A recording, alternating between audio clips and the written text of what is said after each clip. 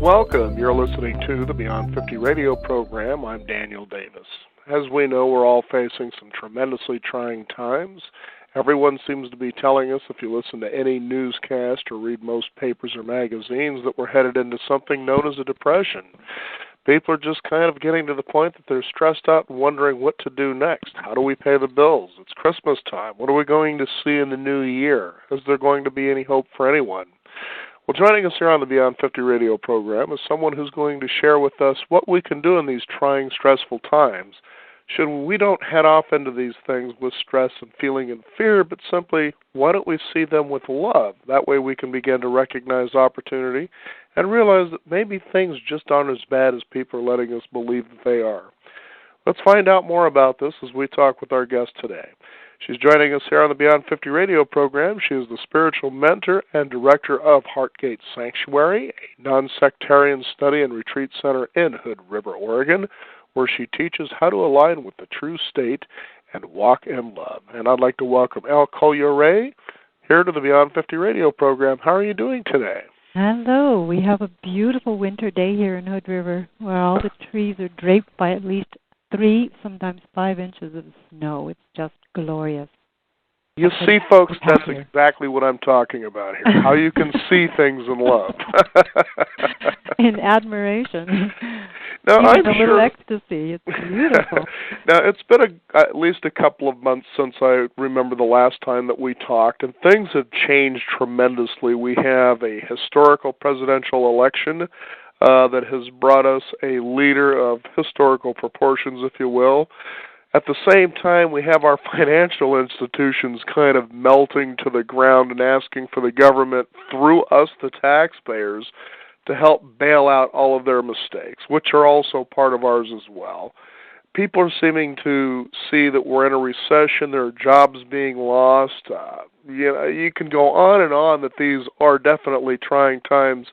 What are some of the most common things people ask you when it comes to facing these trying times? Well, primarily what I'm for, and actually what I'm limited to being able to do, is to help each one of you leave the habit of trying to control situations from your viewpoint only, from struggle especially, from that nonsensical idea that you're trapped, and get you into another state of, let's call it inner sight, where you can hold still, actually interrupt the habit of just trying to move or trying to give up, either way, and instead finally fine-tune your very accurate senses to listen in or to feel within your path line. You have a way that you are being asked, always guided, to walk along. That'll show you step by inch of a step how to behave right here and now. So the people who come and say, help, we start at the basics.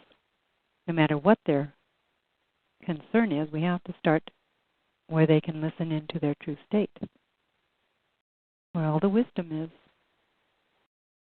That's pretty much the ground for everything.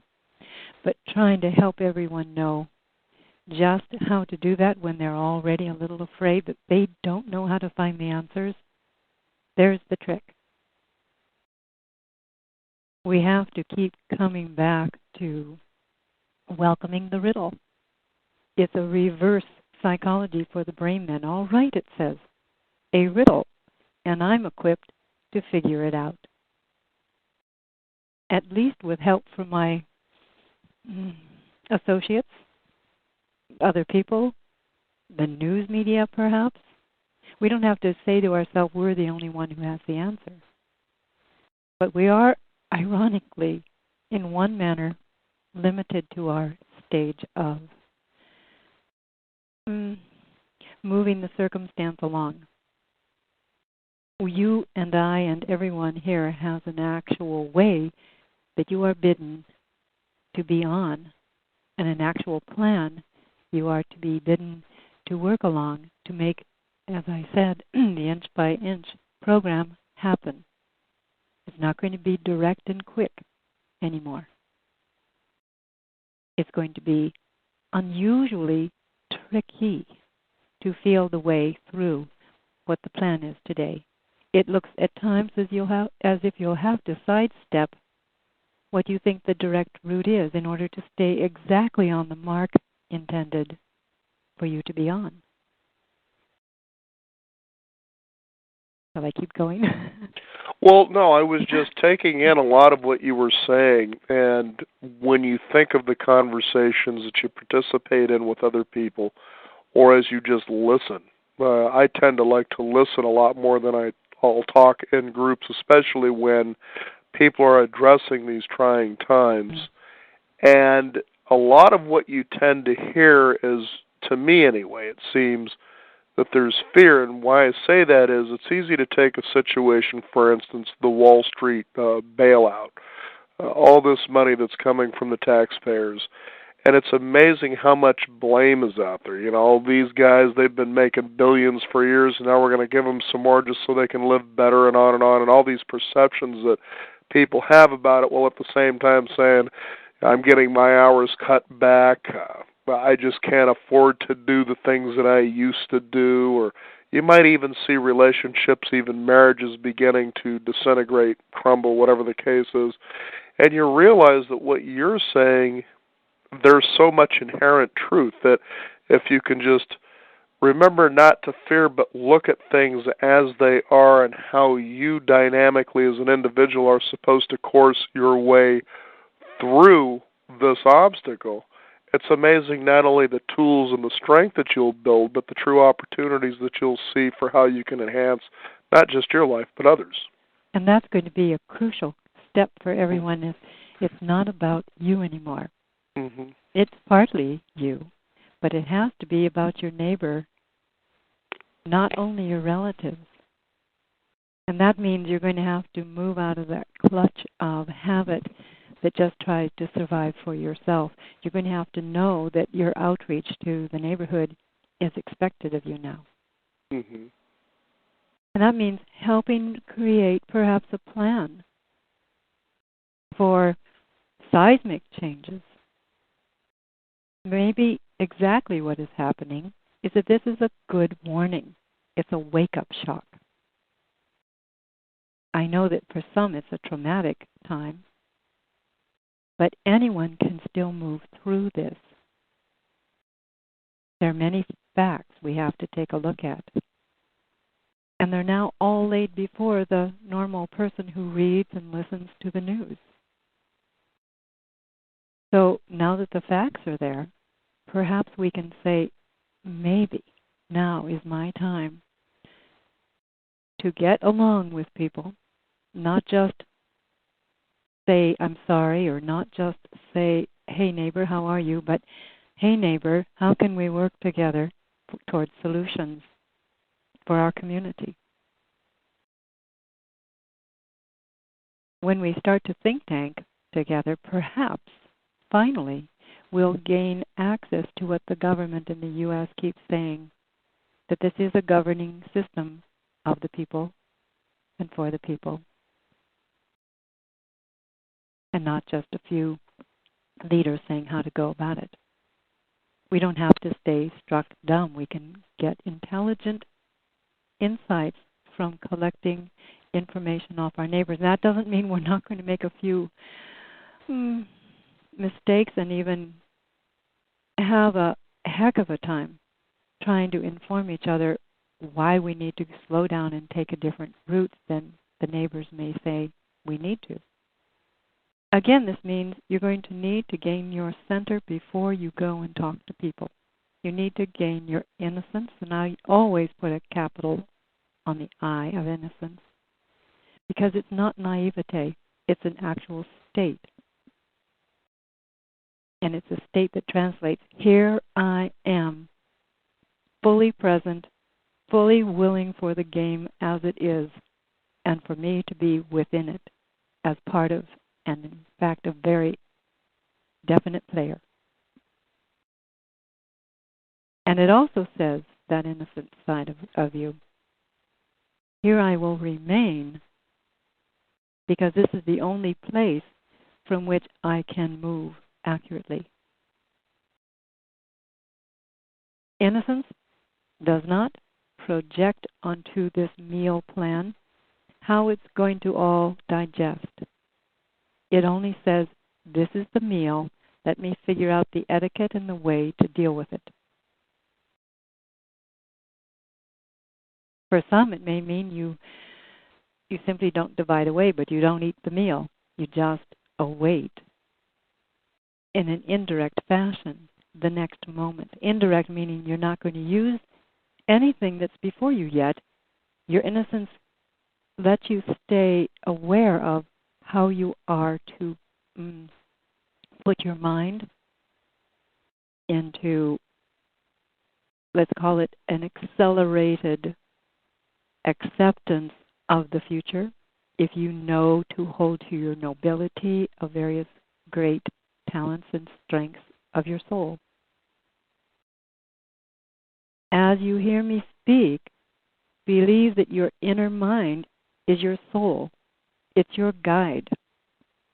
The soul is what is directed by the holy, or the, if you want to go to a less religious sound, to the wholesome answer of the undivided unity plane, the unity of all reality, capital R, true reality. You can actually feel your way into it and find the answer if you remain innocent enough, modest enough,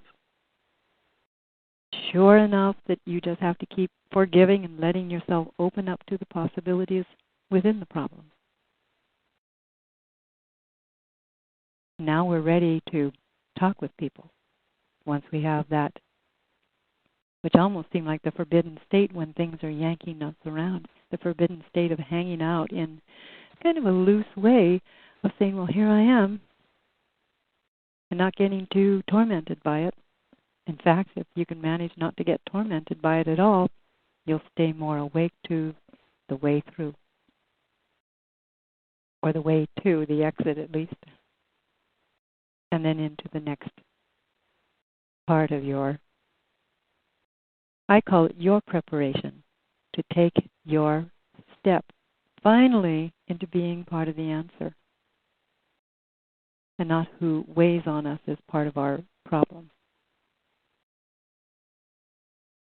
I know that I'm reminded of a time during World War II when Franklin Roosevelt had died, and Harry S. Truman approached Eleanor Roosevelt and simply asked, "Is there anything I can do for you in this troubled time?" And she simply replied, and it was an amazing sense of altruism. She says, "No, Harry, you're the one who is in trouble now. What can we do for you?" And in essence, that's how a lot of us, if we can stop for a moment thinking about ourselves, even though it can be difficult because so many situations are different, but if we could stop for a moment, as you say, settle down, settle into your inner mind, into your heart, and await and listen, that you'll find yourself almost reacting in the same way that Eleanor Roosevelt did in that tremendous time toward Harry S. Truman, to say, what can we do for you? And it would be amazing how many answers as you can open up that way, as you say, working within your community, to reach out just to say, here, what can I do for you? It would be amazing how many answers and opportunities and solutions would seem to occur just in a natural state of something just like that. Yes, indeed. So what would you like to figure out together? Any ideas?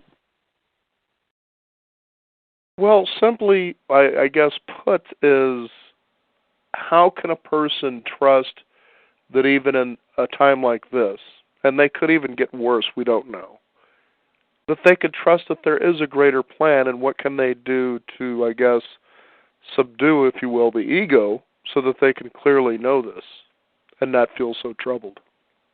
That's a tough one, isn't it? It certainly is for many, many people. Because I've got American Express got a hitman looking for me, or whatever the case may be for the person out there. Last night we watched a movie that said the very fact that we have hope keeps us going.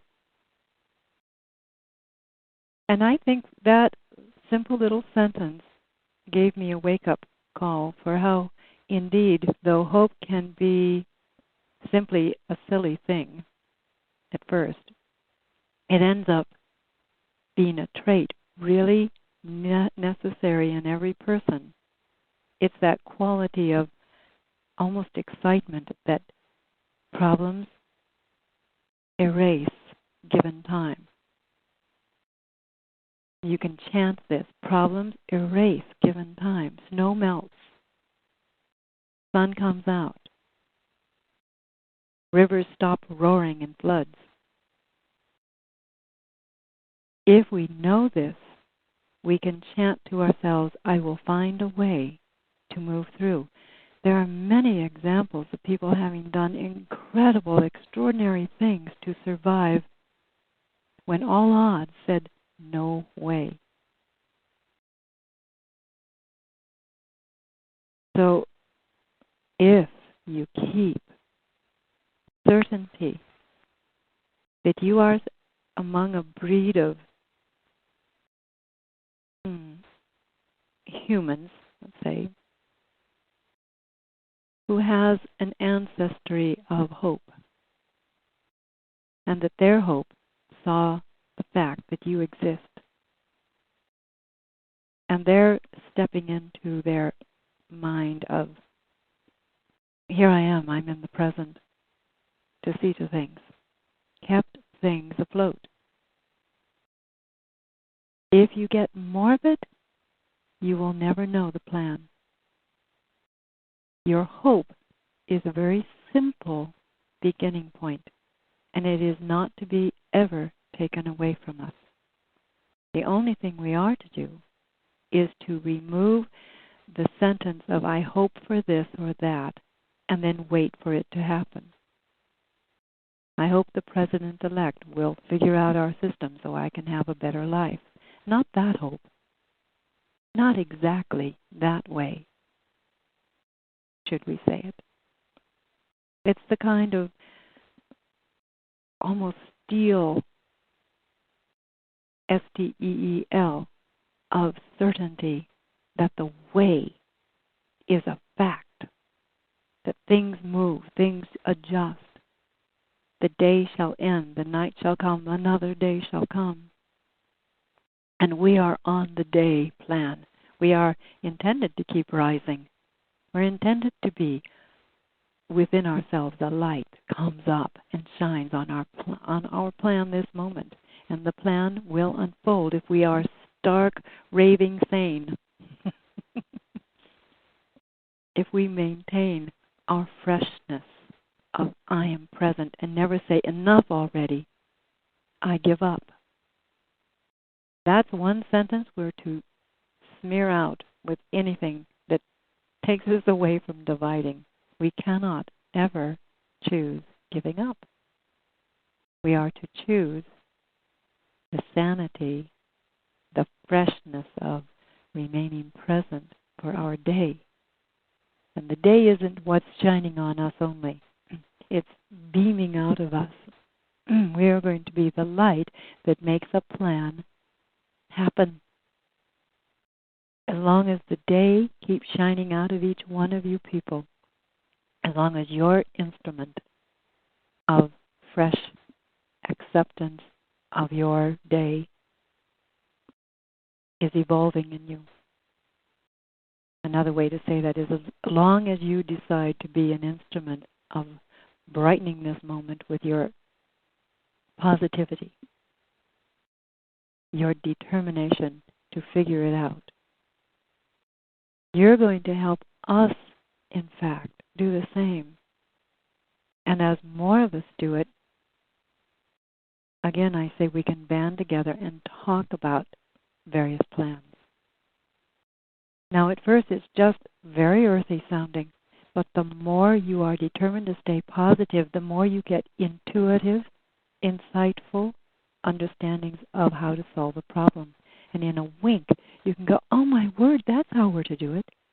This will work. The plan is for us to be cognizant of our shortcomings and our gifts. equally. To be able to admit when we need help and to admit that we are to take our answer from our decision to be important in this moment as someone who signs up for it. The plan evolves from positivity. There's a fun book that I've started to read. A cousin of mine introduced a passage to me, and I thought it was quite wonderful. Apparently, this group made a machine, the greatest particle, what do you call those? Particle boosters, particle eruptors. Particle disruptors, perhaps? Yeah, in that vein. And they put it up to 100%, and the thing transforms into a voice. And the voice introduces itself and says, well, you called me God, I guess that'll do. and so a scientist comes forward, and he's very skeptical, but he says, so if you're God, what's the plan? He says, I don't know. He said, if I knew, what fun would it be? You know what? I simply put all the things into motion. And it's up to you, it's up to all to figure out how to use all the elements properly. And thus the plan evolves. Well, that's how I would say it. Believe in the plan of your positivity coming to the aid of any. And second, believe, if you possibly can, that you're made of spirit energy. You're made of flowing, determining, river-like energy that is constantly supplying. Your moving force of positivity is an answer. It doesn't mean, and this is the hard part for us, that we'll survive as a human body. And this may be a little harder for you to understand and undertake, but as you are positive, you leave a legacy of positive current for others to work with. And finally, I would say, your positive current remains. In that meaning, you are ever ongoing. You do not end because the body ends. Now, these may not sound very praiseworthy. It sounds a lot like I'm saying we're on our way out. I'm saying we're intended to be on our way into the positive current and hang in there, because there's no departure then from your essential I and its way to be a gift.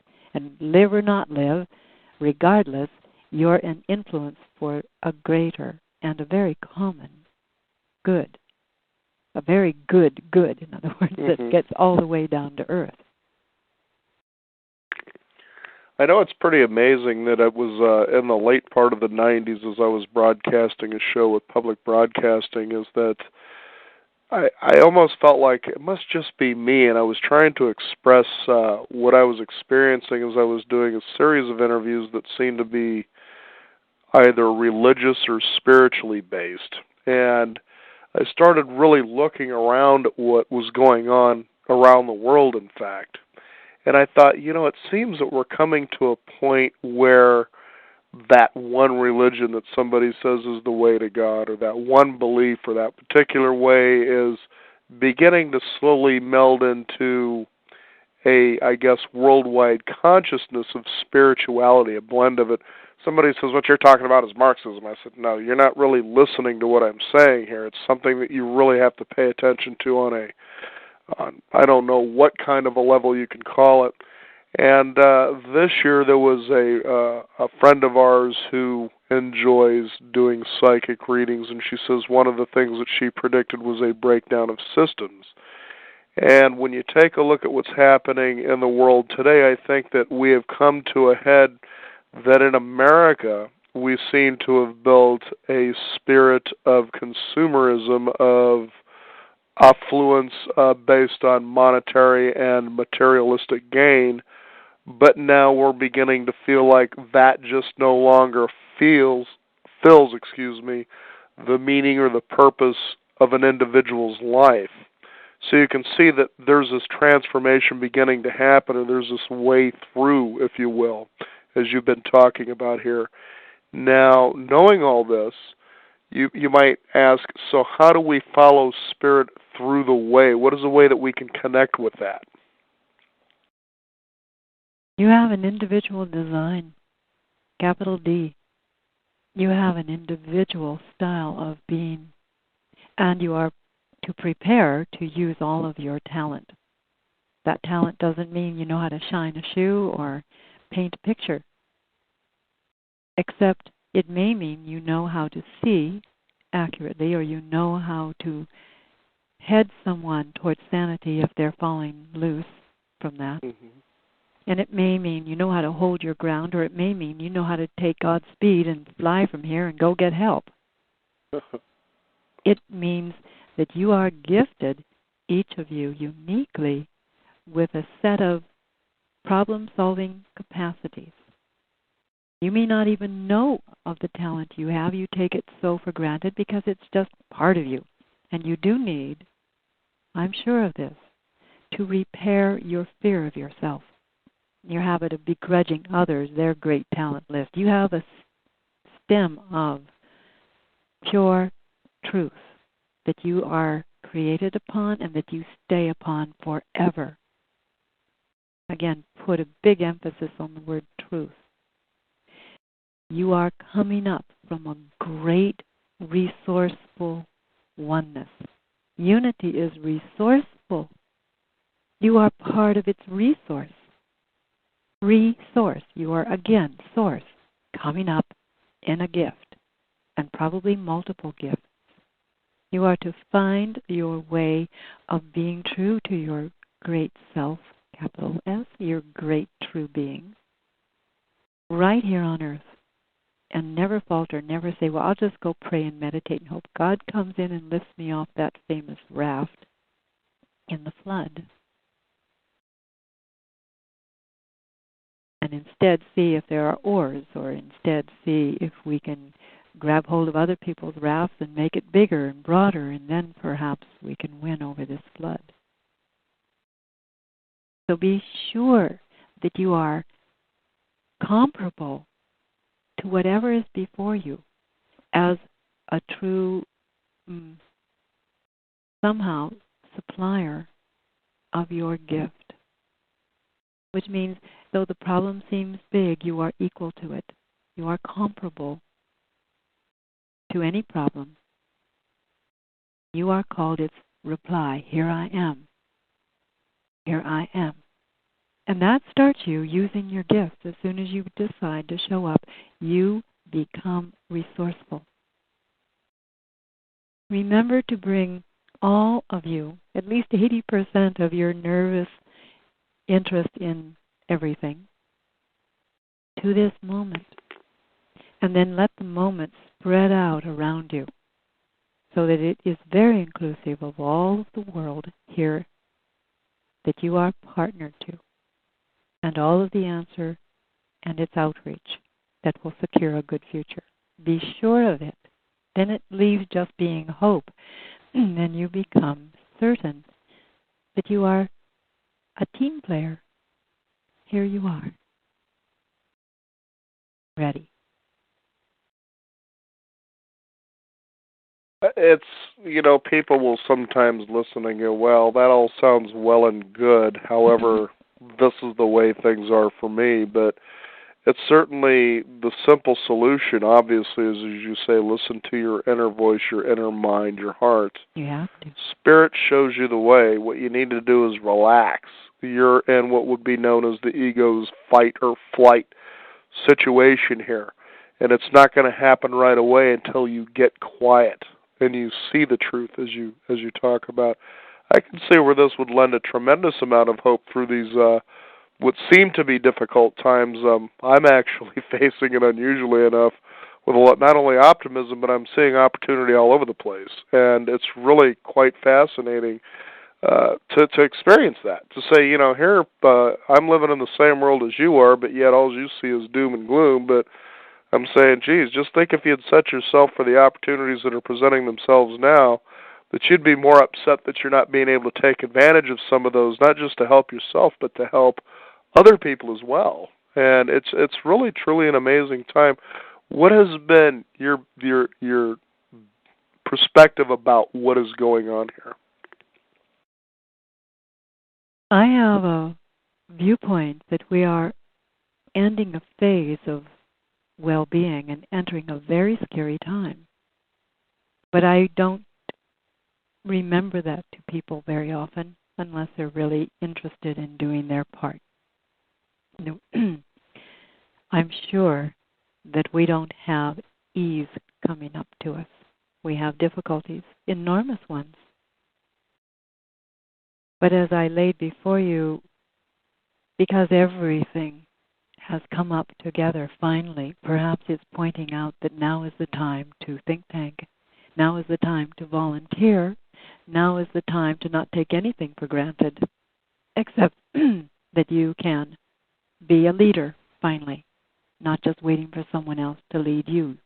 You can choose to not just follow, but to be part of who is thinking about answers and doing something about it so you're not avoiding anything ever again. The greater we have a deliberation, let me say that again. It's in time to say you are part of what is deliberating whether or not we fail or succeed. Much needs to happen in a scientific meaning to help us through the next few decades. Much needs to happen to help our soil produce good food and to learn how to use our water resources better and protect them. Much needs to happen to keep our bodies very capable of dealing with climate changes and perhaps new bacteria coming in. The warning signs are here, but you are the one to change whether it's a tricky time or an easier time. Consider living in community in a different meaning than just belonging to a village. You take the old meaning of belonging to the village where they all work together for a good outcome. And you don't pull the famous wool over your eyes. You take it off. And you take off the habit of thinking you're a sheep and become a shepherd. That's how I see it. Well, there's no doubt that before us it's going to be a challenge, but it depends on how much of a challenge each individual perceives this to be as to whether or not the course gets navigated successfully. And it's always a pleasure to have someone like you come on the program to give better insight above and beyond the information that seemingly is superficially available out there for how you can calm down. And it's always a pleasure to have you on the program here today to talk with us about how we can prepare for these new times. Can you go ahead and give a website for people to find out more about your retreat and what it is that you do to help people start living from their intuition and inner voice? Yes. In fact, the easiest way is to go to the name of our retreat center, heartgatesanctuary.org. In fact, we're having an end-of-the-year retreat on this very topic, preparing for the new time. So take a look. We'll be glad to take your call. Blessings to all. Well, Elle Collier Re, thank you again for joining us here on the Beyond 50 radio program. It's been a pleasure. For me too. Thank you. You bet. So that's what you need to do, folks. Sure, you've got to maintain your lifestyles, whatever the case may be, but you also have to see what you can do in service. Because the more you serve, the more you'll recognize opportunity, not just for yourself, but for others as well. And our guest joining us here, Elle Collier Re, on the Beyond 50 radio program. And I also want to thank the guest for tuning in as well. If you want to find out more about the Beyond 50 radio program, just simply visit us at our website at beyond50radio.com. That's the number 50 with a 50. Also, sign up for our free weekly e-newsletter. It comes out by email every single week, and it's absolutely free. It tells you about what's going on in the Beyond 50 world. And I'm Daniel Davis. Thank you for tuning in, and remember, live your day past halfway.